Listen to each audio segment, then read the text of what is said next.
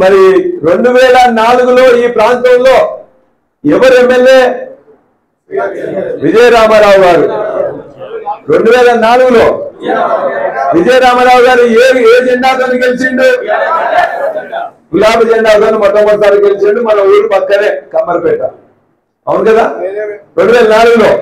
2009లో doctor Rajaiah గారు కాంగ్రెస్ తో గెలిచిందా లేదా? 2012లో వారు తెలంగాణ రావాలని చెప్పేసి గులాబీ జెండా పట్టుకుంటే మనందరం మళ్ళీ కష్టపడి రాజయ్య గారిని గెలిపించినా లేదా? 2014లో మళ్ళీ గులాబీ జెండాని ఇక్కడ గెలిచిందా లేదా రాజయ్య గారు?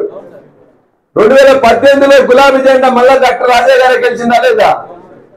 2023లో మళ్ళా గులాబీ జెండాని మనందరం కలిసి గులాబీ జెండాని గెలిపించిన కడియం గారిని. అవునా? 2004 నుంచి 2024 వరకు ఎప్పుడన్నా కడియం గారు ఇక్కడ గెలిచి అభివృద్ధి చేసిందా? మరి నేనే చేసిన అంటే మనం పిచ్చోళ్ళమా ప్రజలు పిచ్చోళ్ళ? 4లో విజయరామారావే కదా, 9లో రాజయ్య గారే కదా, 12లో రాజయ్య గారే కదా, 14లో రాజయ్య గారే కదా, 18లో రాజయ్య గారే కదా, 23లో గులాబీ జెండా కదా. నువ్వెక్కడ చేసినావు? ఎక్కడ చేసినావు చెప్పరా? ఎవరో ఎక్కడ చేసిండు? ఏం చేసినా అంటే ఈ వేసిన అంటే అంటారు కదా, పొత్తులో ఇచ్చేసి నేనే ఉన్నా అని చెప్పేసి విధంగా మాట్లాడుతున్నాడు.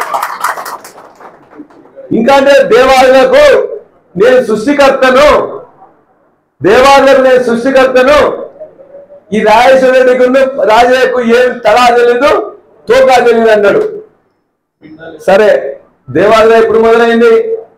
2003లో. 2001లో తెలంగాణ ఉద్యమ దాటికి మాకు నీళ్లు లేకపోతే నీ సంగతి చెప్తా అని చెప్తే చంద్రబాబు నాయుడు హెలికాప్టర్ లో ఒక మేస్త్రిని తీసుకుపోయి అక్కడ పోయి గోదావరి ఒడ్డున పుట్టిన ఇట్లా కొబ్బరికాయ కొట్టొచ్చిండు. 2001 నుంచి 2004 వరకు తెలుగుదేశం గవర్నమెంట్ ఉంది. ఎవరిది? చంద్రబాబు నాయుడు. అదే కదా లాస్ట్ 2001 నుంచి 2003 వరకు ఆ పని మొదలు పెట్టొచ్చింది. కానీ ఒక్క పని కూడా కాదని చెప్పి రాజయ్య గారు వాటికి పిండాలు పెట్టొచ్చింది. వాస్తవం తెలుసా మీ అందరికీ? పిండాలు పెట్టొచ్చింది తెలుసు కదా.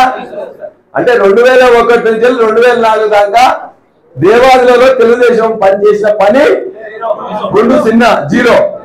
ఎంత వచ్చిన ఆయకట్టు? జీరో. 2004లో కాంగ్రెస్ ప్రభుత్వం వచ్చింది. మనం పొత్తు పెట్టుకున్నాం కాబట్టి మనం తీసుకొచ్చిన గవర్నమెంట్. గులాబీ జెండా మద్దతు 2004లో రాజశేఖర రెడ్డి గారు మొట్టమొదటిసారి అయితే, ఆ తర్వాత మన ఇబ్బంది పెట్టాలని చూస్తే 2004, 2009లో కాంగ్రెస్ ప్రభుత్వం వచ్చింది కదా.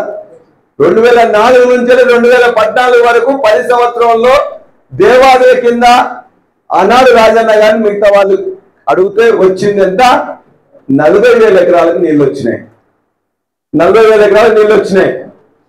శేషంగర్పూర్లో ఏమైనా వచ్చిందా? కొద్దిగా వచ్చింది. మన దగ్గర ఇక్కడనే ధర్మసాగర్ ఏమైనా వచ్చినా చెప్పండి. చీరాలు ఎక్కడున్నాడు? రాలేదా? ఉన్నవా? వచ్చిందా మీ జానపురం నీళ్లు? అదే వచ్చినాయా అంటే 2014 కంటే ముందు నీళ్ళు వచ్చినాయా?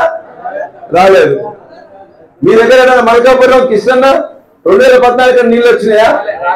2004 నుంచి 2014 వరకు కాంగ్రెస్ ప్రభుత్వం ఉన్నప్పుడు వచ్చింది 40,000 ఎకరాల ఆయకట్టు. 2014లో కేసీఆర్ గారు వచ్చిన తర్వాత 8,000 కోట్ల రూపాయలు ఇచ్చిండు. 8,000 కోట్ల రూపాయలు ఇచ్చి 5,14,000 ఎకరాలకు తీసుకొచ్చిండు.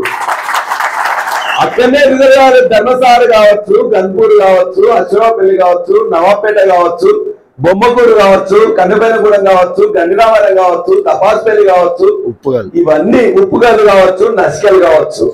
ఎవరు తెచ్చింది? ఎవరు కట్టిండ్రు? 2014 నుంచి 2023 మధ్యలో కేసీఆర్ గారు 8,000 కోట్లు ఇచ్చి కట్టిండు. అవునా కాదా? మీ అందరికీ తెలుసు. ఇంకా ఇక్కడ కూడా మొత్తం ఎత్తుకుపోతారు. ఇక్కడ రాకపోతే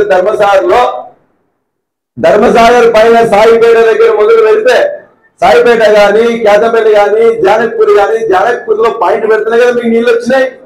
అవునా కాదా? అవునా కాదా? మీ దగ్గర కిష్టాదిగూడెం గాని, మల్కాపూర్ గాని పాయింట్లు పెట్టుకుంటున్నాయి కదా. దాని కింద మొత్తం గ్రామాలకు కూడా వెంకటేశ్వరపల్లి కానీ ఇక్కడ కానీ నీళ్ళు వచ్చినాయి. అవునా కాదా? సోడ్చిపల్లి గాని, మల్లికుదుర్ల గాని, గుల్లసారం గాని, 12 కోట్లు పెట్టి ఒక పైప్ లైన్ వస్తున్నాయి కదా, నీళ్ళు వచ్చినాయి, అవునా కదా?